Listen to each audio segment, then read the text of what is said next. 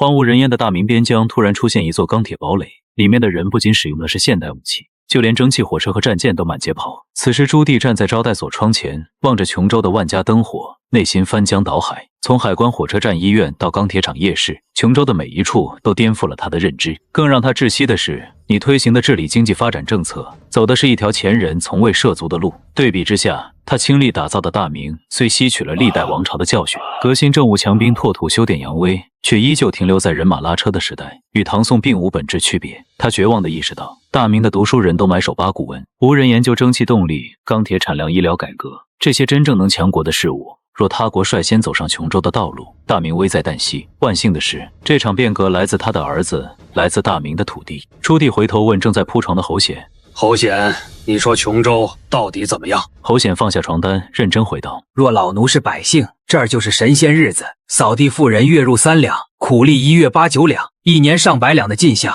是大明百姓想都不敢想的。”朱棣心头巨震。8、9两月薪堪比大明从4品官员俸禄，1年便能买10余亩良田。他终于明白为何百姓争相来琼州，也更坚定了效仿琼州的决心。与此同时，朱瞻基也悄悄敲响了杨荣的房门。琼山招待所内，杨荣刚适应房间里的沙发、抽水马桶等新奇物件，就听到了节制的敲门声。开门一看，竟是深夜到访的朱瞻基。深夜叨扰杨师，是有一事不解，特来请教。朱瞻基进屋后并未直言，反而先聊起琼州的气候。见杨荣不接话，朱瞻基终于切入正题。杨师以为琼王何如？一代人王，教化百姓，收纳流民，功业不下古之贤王。朱瞻基面露惊讶，随即道出担忧。父亲身体不好，皇爷爷曾动摇过太子之位，如今四叔功业赫赫，皇爷爷会不会改立太子？太孙无需担忧，琼王是庶出，陛下已有嫡子嫡孙，且太子监国10余年，太孙之位稳固，朝野早有共识，断无改立之理。他暗中点破，百官更倾向维持现有制度，不会支持离经叛道的琼王。朱瞻基顿时安心，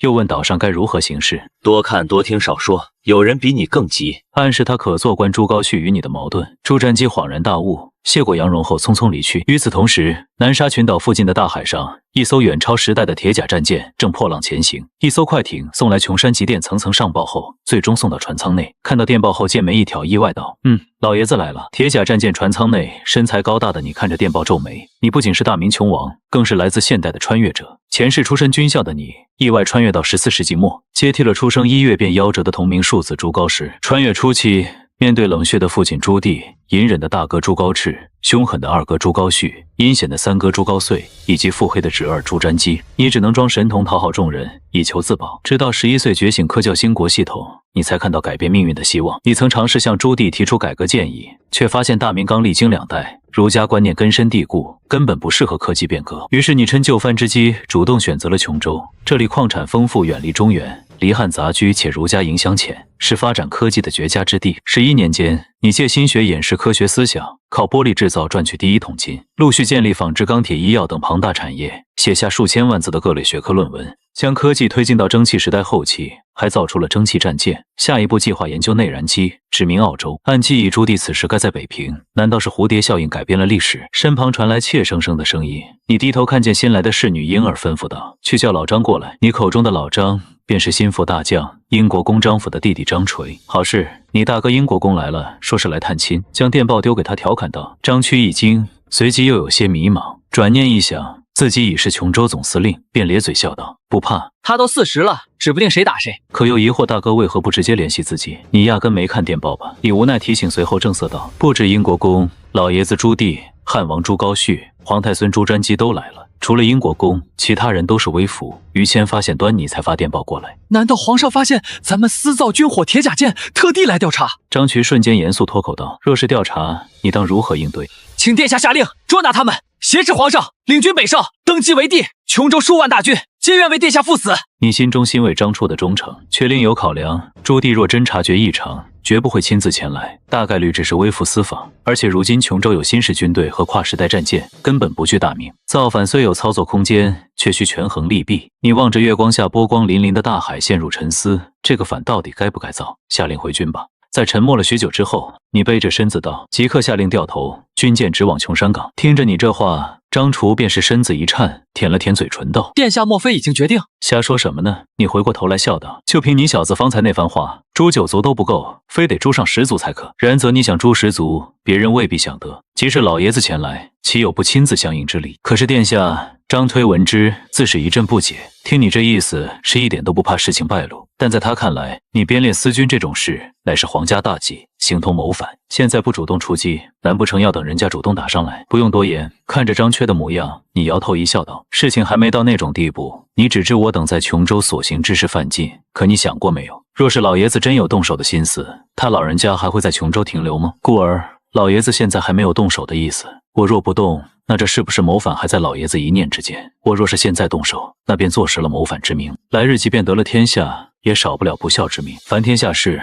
动手之前先虑其败。你只知一旦成功，便可青史留名，却不虑失败之后，便要遗臭万年。如今琼州虽有兵马，朝廷有雄军100万，一旦未曾得手，日后便永不得宁日。再者，动手不能光考虑现状，现在确实有动手之机，但动了手又对我等何利？现在我等在琼州之所以能发展至今，全赖此地上下一心。只要继续发展，来日开疆扩土殖民万方指日可待。而朝廷如今却是内忧外患，外部北患未除，内部经济一塌糊涂。我等若是接手，势必引起内部叛乱分裂。如此，我等一面要费力剪除北边祸患，一面又要发展国内经济，还需四处平定叛乱，岂不是腹背受敌？说到此处，你也不禁微微一叹道：“琼州眼下是有些积蓄不假，可却解决不了朝廷的问题。彼时就怕不仅无力对外扩张，还会把我琼州拖垮。”这些话都是你的心里话，也是你一心想要向外扩张，而不想打内战的原因。因为在你看来，大明眼下就是一团乱麻，虽然才立国几十年，可内部经济已经濒临崩溃，而这一切还是你那位已经去世的爷爷朱元璋的功劳。一方面为了拉拢士绅阶级，大力开办教育，一方面又广发大明宝钞，掠取民间财富。开办教育本是好事，但老朱非要免去世人税赋，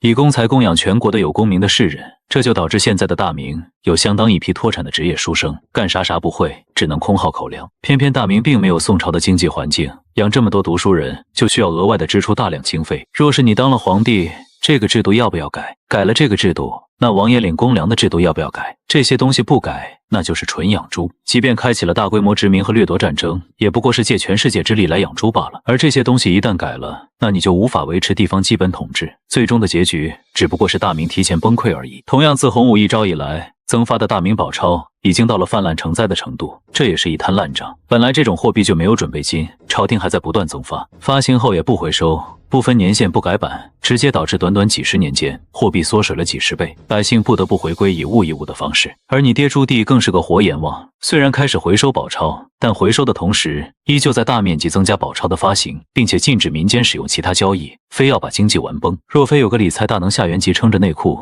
恐怕大明的经济在永乐年间就要宣告崩溃了。真以为老爷子北伐蒙古和南下西洋，是因为大明国力强盛？恰恰相反，这只是疯狂掠夺民间财富来制造的假象。因此你是一点不想当这个皇帝，至少现在不想。当大明的皇帝，还不如在美洲开创新的王朝。凭琼州现在的工业实力，只需要发展个几十年，超越大明并非是异想天开。既然能直接建立先进的新国家，你又何必费气费力去改革这样一个腐朽王朝呢？相比打当前世界上最精锐的明军，你觉得还是去欺负欺负那些还未开化的外族更容易？所以你现在前去是准备见见老爷子，直接给老爷子摊牌。这地位他不想抢，爱给谁给谁。如果老爷子能接受当前琼州这个局面，你不介意互利互惠，帮老爷子进行改革。若是老爷子不接受，那好办，你直接以琼州立国，大明爱咋玩咋玩去。你要去征服世界了。而听着你的讲述，张武似乎也回过了未来，事情也确实和你说的差不多。皇帝要是想对琼州动手，来的绝不是本人，而是一眼望不到尽头的大军。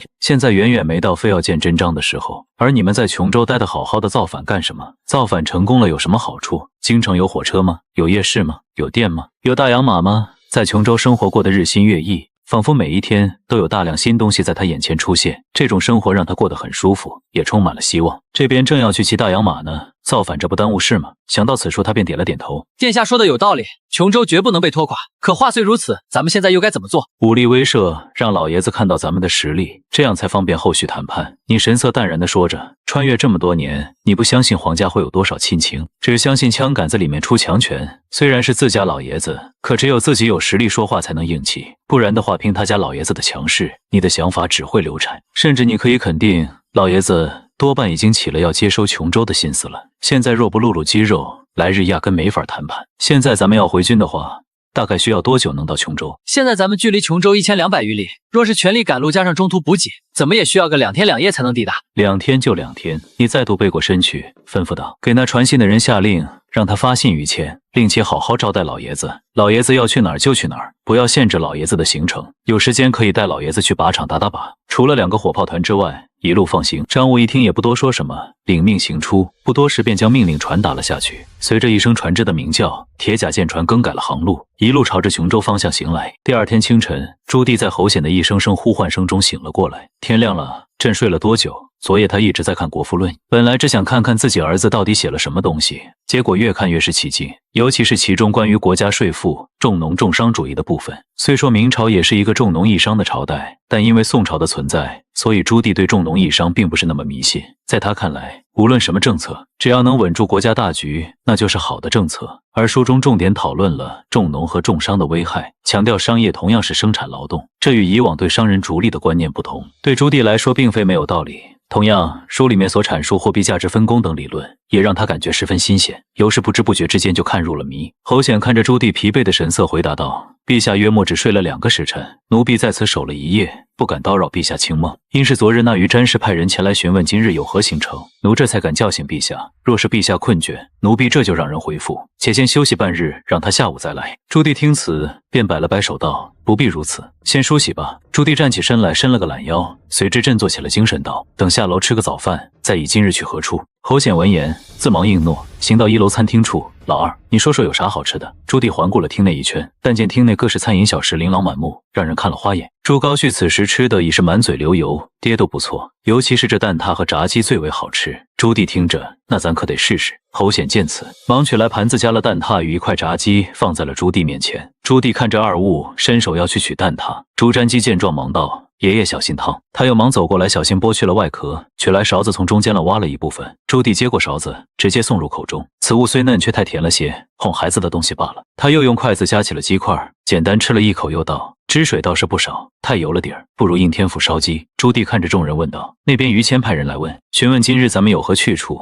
不知尔等可有想法？”见朱棣说起了正事，朱高煦一边大口吃着面条，一边道：“爹，要我看来，老四铁定是要造反的。咱们现在闲逛无用，还不如趁着老四没回来，先去军营里面看看，看看他有啥准备，这样等日后打起来，也不至于吃这小子的暗亏。他现在已然是看热闹不嫌事大了，想着你把琼州发展到了这样，要说没野心那肯定是假的。既然如此，赶紧煽动他爹看个清楚，然后离去方才最为妥当。”朱棣却是撒了朱高煦一眼道：“要你这话，老四若是真造反，那还能让你去看军营？便是看了，能让你看到真东西。真以为谁都与你一般有勇无谋？”朱高煦一被嘲讽，急忙合十了双手道：“得嘞，俺弟亲爹啊，你也别说我，你爱去哪儿去哪儿，儿子跟着就是了。”朱棣瞪了他一眼，随之又瞟了一眼朱瞻基道：“瞻基，你说说今天去哪儿？”朱瞻基见此，也猜不透他爷爷在想什么，思虑了片刻才道：“爷爷，孩儿以为今日或许可以去琼州府衙看看，也非孩儿不信四叔，只是琼州现状属实有些奇怪。四叔虽受封琼王，封地却不是琼州全境，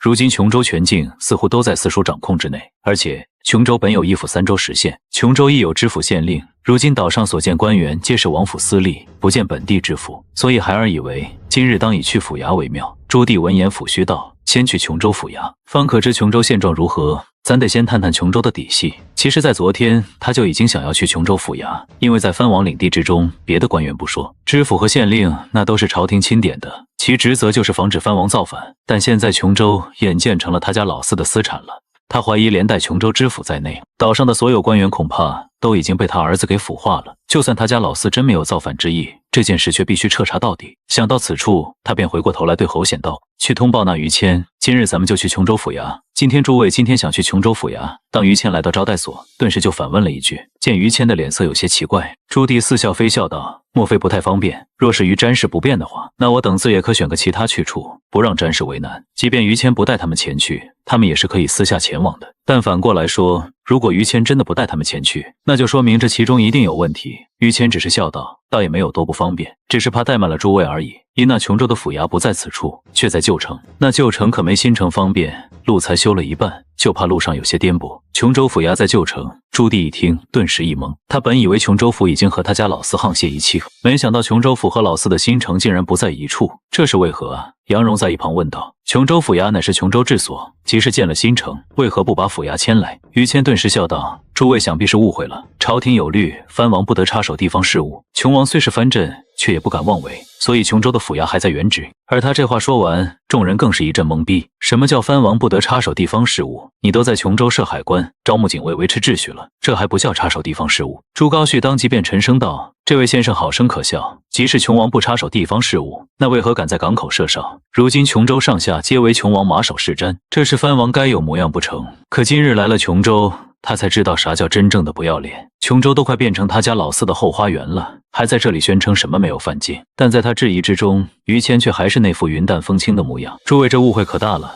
我家王爷从未干涉过地方事务，从诸位到岛上，再到新城，这所有土地都是琼王私产。这些土地或是开荒，或是投县，或是购买，均记录在府衙之内。诸位不信可以去查。大明虽有律令规定藩王不得私设卡哨，可没规定藩王不得在自家土地上设卡吧？再者，琼王虽设海关，却也不是为了收税，而是为了防止外来人侵占王府土地，这与犯禁何关？但这也不怪诸位，也是这些商船揽备。本来琼山还有一港，可这些商船嫌远，便都来新港登陆。而琼王为人仁慈，知道彼等运货困难，故特令不得为难彼等，便设下了琼山海关为彼等签证，免得有那等宵小之辈作祟。至于那琼州府衙，依旧是在原址办事，与王府井水不犯河水，这有何犯禁之处啊？他自是说得轻松，可众人听的都是心中一惊。他们是万万没想到，这么多的土地竟然会是你的私人地产。似乎从一开始，他们就潜移默化地以为这里是琼州官方的土地。你这是卡了一个大明律的 bug， 看似违法违规，实则却在法律允许范围之内。听到此处，朱棣突然意识到事情不简单，随之又询问道：“那在这新城之中居民是？”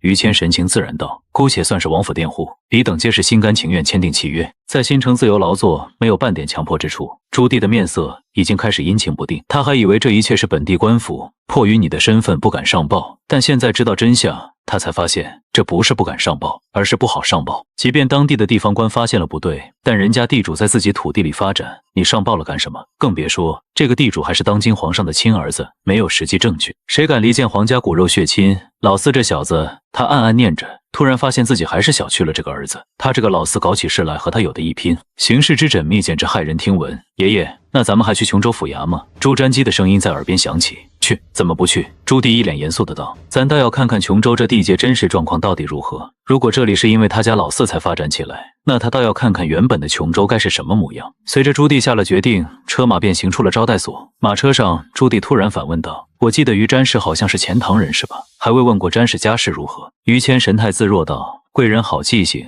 谦正是钱塘人。至于在下家世，其实不值一提。祖居考城，太祖世元，曾祖迁居钱塘，祖父于洪武年间任工部主事，家父则是卫士。令尊虽未出仕，却也算个官宦世家。”朱棣悠悠道：“即是官宦世家，怎会来到琼州任意家仆？王府詹氏说白了就是王府的管事，没有官身。”这句话中本带着些许侮辱人的意味，于谦却不以为意道：“贵人想是记错了，谦于此处本是求学，蒙王爷器重，认为王府詹氏，此即是王爷恩典，却也是我的愿望。”见他不卑不亢的模样，朱棣眼中露出了一丝欣赏。在他看来，于谦属实是个人才，不仅是因为这2天于谦的谈吐，还是因为于谦这人才思敏捷，年少有为。要知道，于谦才来琼州2年，但这一路上不管问到什么，都如数家珍一般张口就来，安排的也是妥妥当当。同时最主要的是于谦够年轻，而他朱棣现在已经老了。虽然朝中还有三阳、夏元及张辅这些文武重臣，可年轻一代却没有什么出色人物。这样一来，等他100年以后，他儿子和孙子又有什么柱国之才可以一用？所以在察觉到了于谦的才干之后，他也就生起了挖人的心思。但是于谦的一番话，让朱棣突然升起了一种无力感。现在局势还在他的掌控之中，可他控制不了自己身后的事情。他立朱高炽为太子，某种意义上来说，其实和他爹立朱允文差不多。真正的继承人实际是自己孙子，这在之前本来没啥问题，可现在不一样了。他突然发现自己最不在意的那个老四，已经成了皇位最大的威胁，就和当初的他一样。这个老四同样手握重权，同样被排除在了继承权之外。而与他不同的是，这个老四手中的权力过大，很可能会导致他的事迹在自己家的老四身上重新再演一遍。同样的是跨辈继承，同样的能力杰出的四叔，他孙子朱瞻基能不对这个四叔下手吗？显然不能。从昨天开始，他的孙子朱瞻基就已经对老四生起了忌惮。可问题在于，如果朱瞻基对老四下手了，他孙子会是他儿子的对手吗？显然也不是。思考之中，朱棣看向了于谦，笑道：“既然于瞻氏是在此地学习，那不知学成之后又当去往何处呢？”而这话一问出，于谦的脸上总算出现了一丝波动，他有些情绪低落的道：“此事在下也不知，这是他的心里话。他是想改变大明的，可在琼州待得越久，他就越是厌恶大明朝廷。大明上下已经贪腐成风，民不聊生，皇帝却充耳不闻。在他心里，最适合当皇帝的人，无过于琼王。只要琼王登基，就能解决一切。可这话他不能明说，但随之又飒然道：不过先学着吧，若是来日找不到去处，便在琼州待上一辈子也无妨。这本是随口一说，然则听到朱棣耳里，又变成了另外一种意思。于谦若是想回朝廷考科举，他便顺势直接拉拢。可于谦却说找不到去处，就在琼州待一辈子，这就无异于在表示情愿荒废余生，也不愿回朝当官。这对朱棣来说可不是什么好消息，这就代表朝廷已失人心，而他家老四才是这些人众望之所归。朱棣心中一沉，再度瞟了一眼一言不发的朱瞻基，只觉越看越是失望。以往的好胜孙，如今看来和他那个被赶走的建文侄儿竟是如此相像。诸位，前方这座城池便是琼山县了。在一路颠簸之后，车马来到琼山县旧址。下了车后，众人总算看到了这一座琼州第一大城。一眼望去，便见一座低矮的城池，其高不到3丈，城体呈土黄色，约宽300-400丈，看之十分的寒酸。而更寒酸的，则是那些靠在城门口睡觉的士兵，一个个抱着兵器，毫无守城士兵的模样。朱棣再次发出了自己的惊叹，想他之前镇守北平，北边的卫所和城池已经算是贫之地了，